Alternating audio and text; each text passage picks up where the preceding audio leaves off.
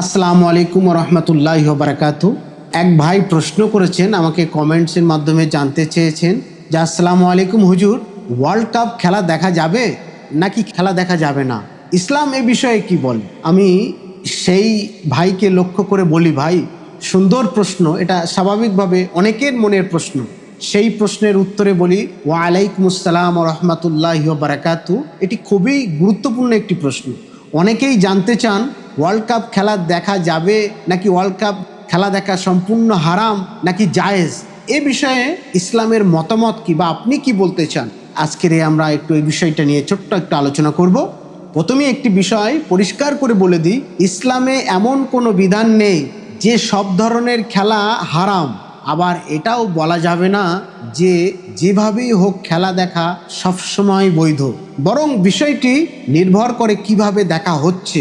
খেলা দেখতে দেখতে কি হচ্ছে, তারপরে কি ঘটছে, এটাই মূলত মূল বিষয় দেখার। যদি কেউ খেলা দেখতে গিয়ে ফরজ নামাজ ছেড়ে দেয়, আজান শুনেও টিভির সামনে বসে থাকে, কোরআন তিলাওয়াত আল্লাহ স্মরণ থেকে গাফিল হয়ে যায়, তাহলে এভাবে খেলা দেখা নিঃসন্দেহে হারাম হবে। এই কথাটা আমাদের মনে রাখতে হবে। আবার যদি খেলা দেখতে গিয়ে অশ্লীলতা দেখা দেয়, নারী পুরুষের অনুচিত দৃশ্য উপভোগ করা হয়, গালাগালি করা হয়, বাজি ধরা হয় এবং সময় নষ্ট করা হয়, বা খেলা নিয়ে ঝগড়া বিবাদ সৃষ্টি হয়, তাহলে এসব খেলা ইসলামে নিষিদ্ধ। কিন্তু যদি কেউ সীমিত সময়ে নিজের দায়িত্ব ও ইবাদত ঠিক রেখে কোনো হারাম কাজে জড়িত না থেকে শুধু একটি খেলা দেখে, তাহলে এটিকে সরাসরি হারাম বলা ঠিক হবে না।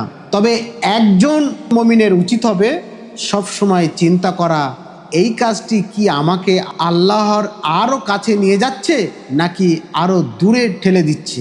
তাই আমার পরামর্শ হলো, যদি খেলা দেখেন তাহলে নামাজের ক্ষতি করবেন না, হারাম দৃশ্য থেকে যথাসম্ভব বেঁচে থাকার চেষ্টা করবেন এবং গালাগালি ঝগড়া বিবাদ এটা থেকে দূরে থাকতে হবে, এবং খেলার জন্য নিজের মূল্যবান সময় ও ঈমানকে নষ্ট করবেন না।